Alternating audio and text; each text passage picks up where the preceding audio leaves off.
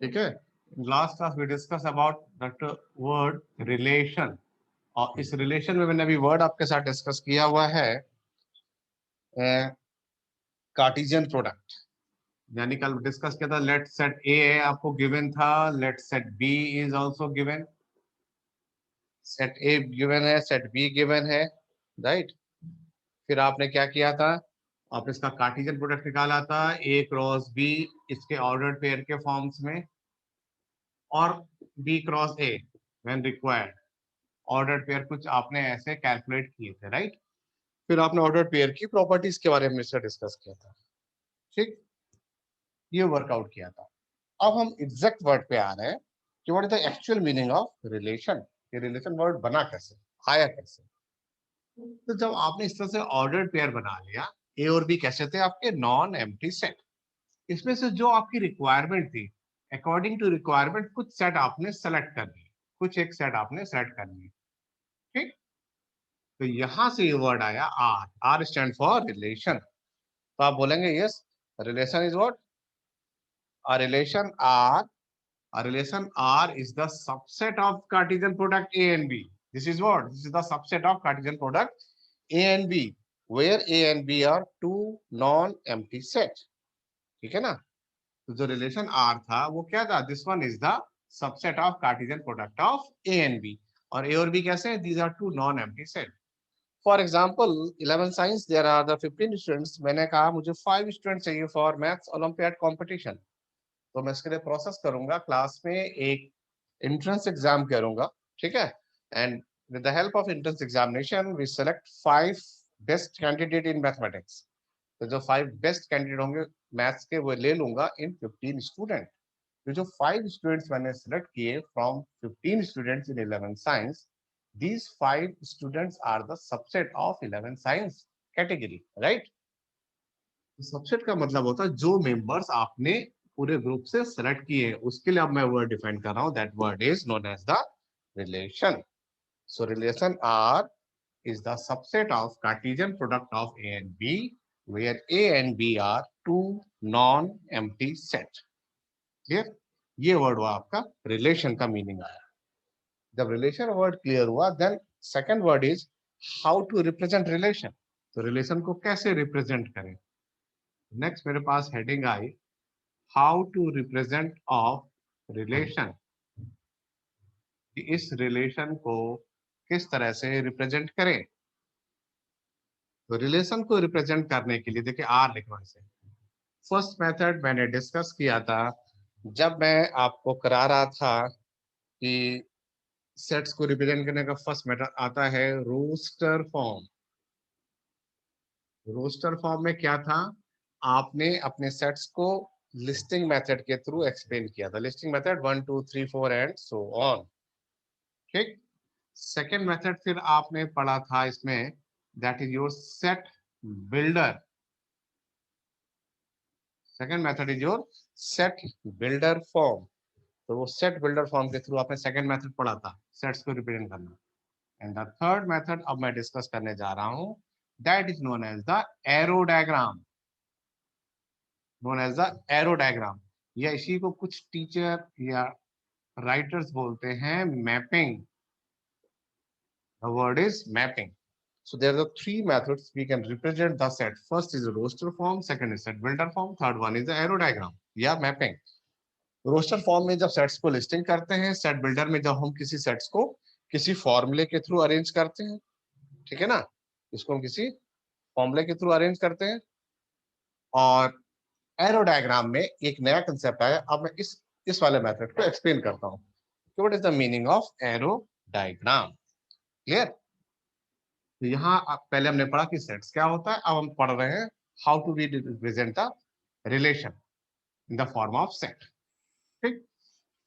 तो सेट्स के रिप्रेजेंट के जब मैं बात करूंगा रिलेशन, तो इस रिलेशन में सेट का जो फॉर्मेशन था उसमें अब आपके पास आया एरो डायग्राम। तो एरो डायग्राम में अब हम इसको डिस्कस करते हैं। एरो डायग्राम में देखिए सबसे पहले कुछ डिफाइन करेगा, कह रहा ए और बी को मैंने दो लेके रिलेट किया, f such that A belong to B के नाम से, ठीक है ना। इसको मैंने बिलोंग किया कुछ ऐसे। उसको इस तरह से ले आते हैं।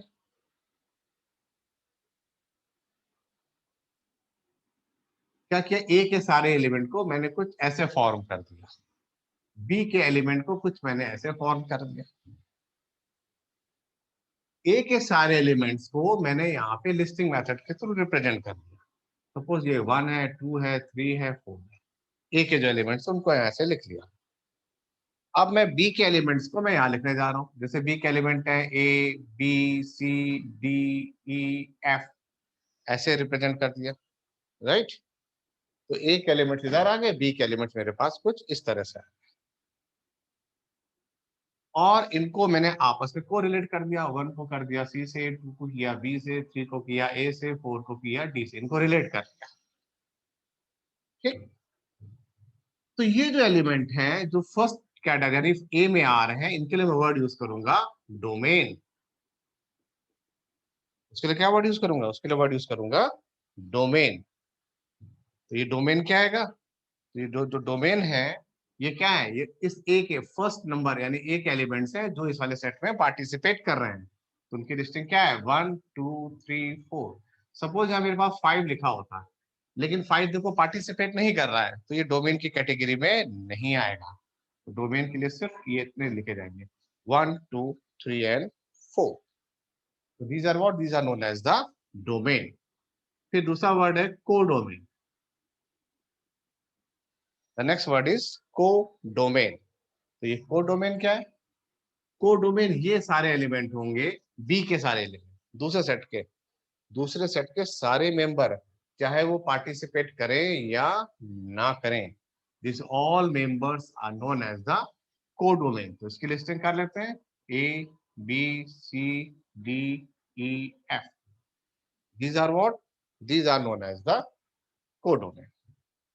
these are what, जिसमें पार्टिसिपेट कर रहे हैं, दैट इज डोमेन। फिर एक वर्ड आएगा रेंज, वर्ड आया रेंज। अब देखिए ये रेंज क्या होता है, रेंज ये सारे एलिमेंट हैं जो सेकंड वाले सेट में है और इसके साथ पार्टिसिपेट करना है। यानी कौन कौन से एलिमेंट है, ए है, बी है, सी है और डी है। These elements are known as the range, क्योंकि इस वाले के साथ ये पार्टिसिपेट कर रहे हैं। ठीक, तो ये वर्ड आया डोमेन, ये आया कोडोमेन, ये आया रेंज। डोमेन क्या है, जो ए के एलिमेंट है और जो इस ऑपरेशन में पार्टिसिपेट कर रहे हैं। कोडोमेन क्या है, सेट बी के सारे मेंबर हैं, चाहे वो पार्टिसिपेट करें या ना करें। रेंज क्या है, बी के कैडर में होगा और वो ए के साथ पार्टिसिपेट कर रहा होगा, ए के साथ पार्टनरशिप मेच्योर कर रहा होगा। तो इसका मतलब ये हुआ कि जो रेंज है, जो रेंज है, रेंज के सारे एलिमेंट बी से आ गए, बी के अंदर से ही आ गए रेंज के, तो लिख सकते हैं range is subset of codomain. Range is subset of codomain, यानी रेंज कोडोमेन का सबसेट हो गया। क्लियर, ये तो मैंने एक इसका फीचर्स बताया। अब देखो एक क्वेश्चन यानी एक एग्जांपल के थ्रू और मैं इसको अच्छे से एक्सप्लेन करता हूँ कि क्वेश्चन दिया होगा, फिर हम कैसे रेंज, डोमेन, कोडोमेन को पार्टिसिपेट करेंगे। ठीक है, इसको देखो एक क्वेश्चन के थ्रू करता हूं मैं।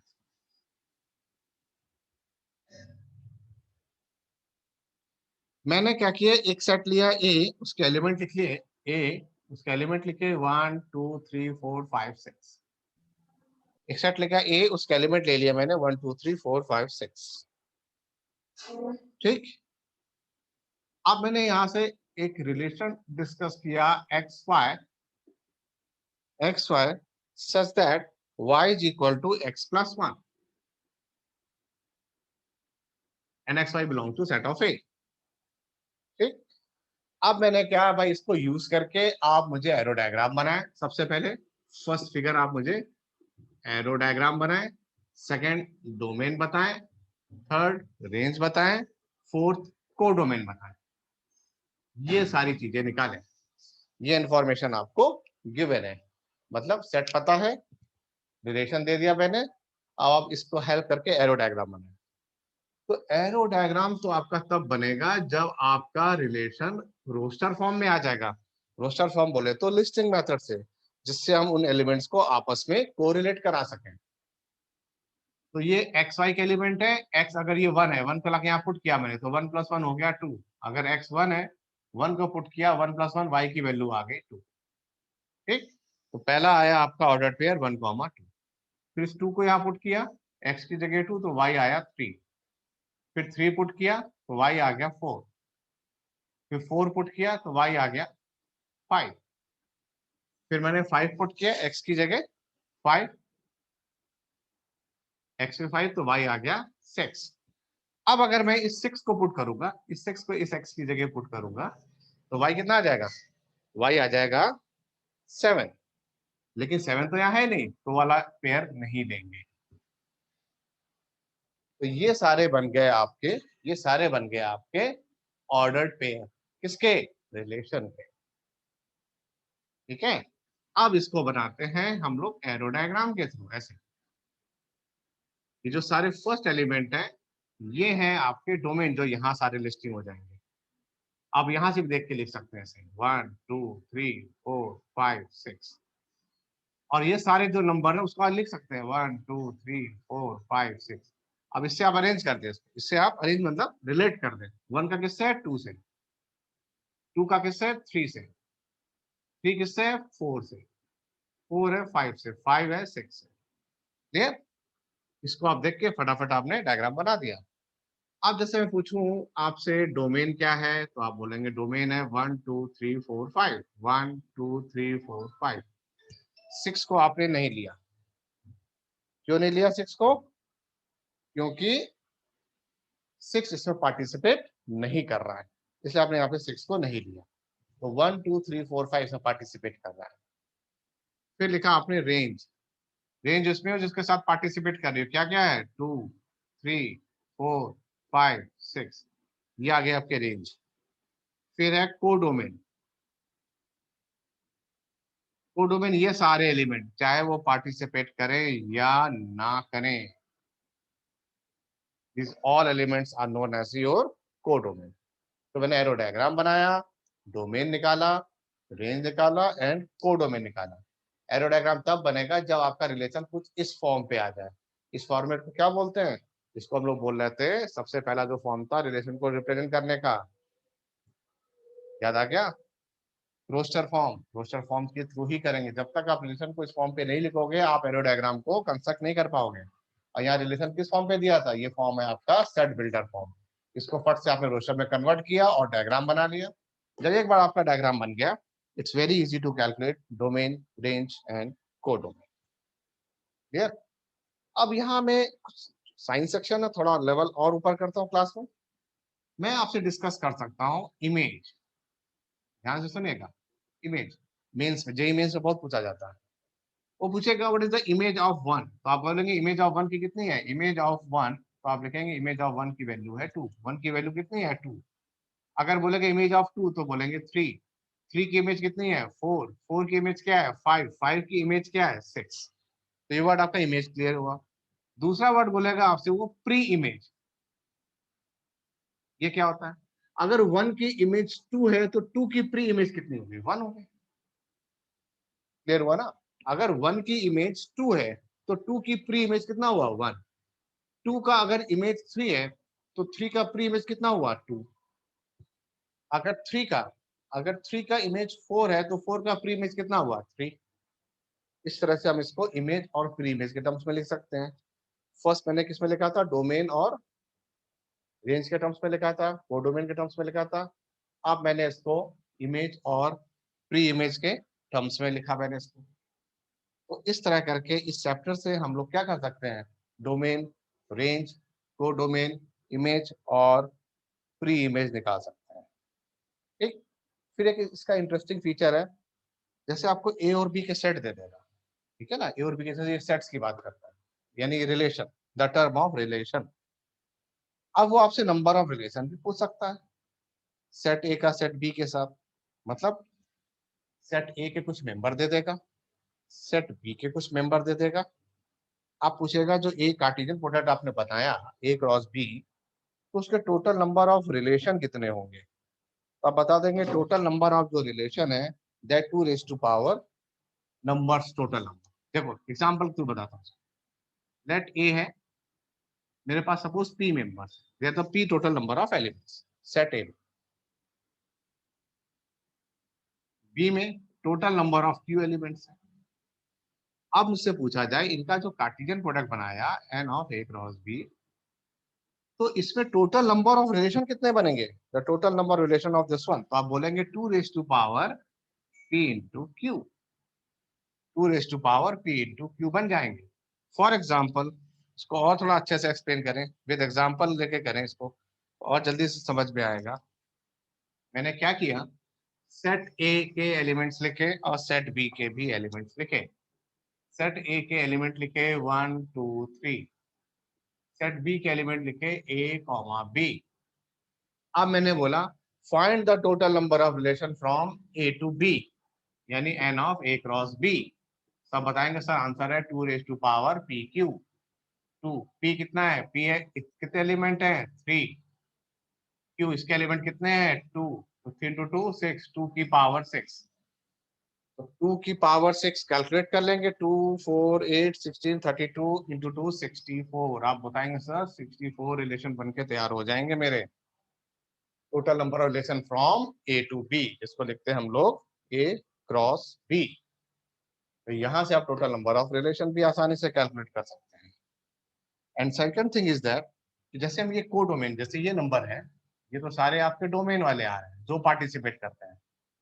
ये सारे जो एलिमेंट्स हैं ये सारे को डोमेन के होते हैं। हो सकता है को डोमेन के बहुत सारे नंबर हों, ये जो एलिमेंट होते हैं ना ए के सारे दिखे थे वो सारे नंबर यहाँ फिल किए जाते हैं। मान लो अगर लिख देता 1 से लेके 20, तो आप क्या करते हैं 1 2 3 डैश डैश डैश डैश करके 20 लिख देते हैं। फिर जो आपके यहाँ रिलेशन बनता उससे आप अटैच करते तो डोमेन रेंज लिख सकते थे, ठीक है ना, क्योंकि सारे नंबर तो यहाँ इस ब्लॉक में नहीं आ सकते, तो 1 2 3 डैश डैश डैश करके 20 लिखते हैं, और जो आप अपना पेयर बनाएंगे पेयर के अकॉर्डिंग उसकी वैल्यू फीड करते जाए। जैसे 3 के साथ 4 है, 4 के साथ 5 है, और जो पेयरिंग नहीं हो रही उनको आप छोड़ देंगे, वो सारे नंबर यहाँ पर आएंगे। Why? Because this is what, this is the set of, this is the set of all numbers, ये सारे नंबर्स का सेट है ये, this is not a single set. ठीक, इस पे क्वेश्चन करता हूँ जो मैंने अभी बात की है।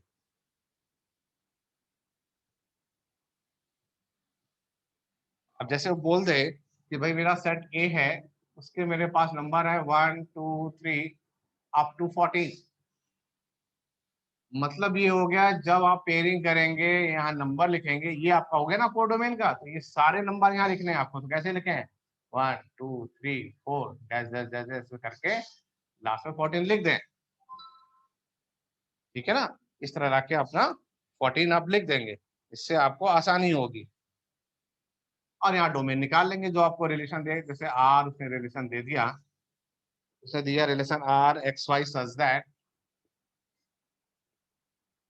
3x minus y equal to 0, x Y belong to this. अब आप इस रिलेशन का यूज करके नंबर निकाल लेंगे, यानी आर के सेट बना लेंगे। तो 3x minus y equal to 0, यानी y इक्वल टू क्या हो गया, y इक्वल टू हो गया 3x। अब x कितना है, 1, जैसे ये 1 है तो y कितना आएगा 3, तो 1 का जाएगा 3 से। अब ये कितना है 2, x 2 है, तो 2 पुट करेंगे 2 3 का 6, तो ये 2 आएगा अब 6 के साथ, ऐसे 3 आएगा 9 के साथ। समझ रहे हो ना, इस तरह से नंबर आएंगे ये। अब 4 आएगा किसके साथ, 4 पुट करेंगे 4 3 जा 12, अब 5 पुट करेंगे तो 15 आ जाएगा, और जब भी लास्ट नंबर है आपका 14, तो बस यही बनेगा आपका 1 2 3 4। इसमें जब डोमेन का लिखेंगे एलिमेंट, डोमेन, तो सिर्फ यही नंबर होंगे 1 2 3 4। मैंने कहा था ना डोमेन वो होते हैं जो पार्टिसिपेट करते हैं, फर्स्ट ब्लॉक में होते हैं और पार्टिसिपेट करते हैं, और ये सारी लिस्टिंग है आपकी को डोमेन की। 1 2 3 dash dash dash dash up to 14। Range, range क्या है, जो इसके साथ अटैच हो रहे हैं, 3 हो गया, 6 हो गया, 9 हो गया और 12 हो गया। क्लियर? तो इस तरह से जब ज्यादा नंबर होते हैं इसको फिल करके उसको ही दिखाते हैं जो आपके यहाँ पे इसके अकॉर्डिंग वर्कआउट कर रहा है। हमारा डिस्कशन लेवल जो था वो किस पे था, वो था हमारा डोमेन और रेंज के ऊपर, कोडोमेन के ऊपर,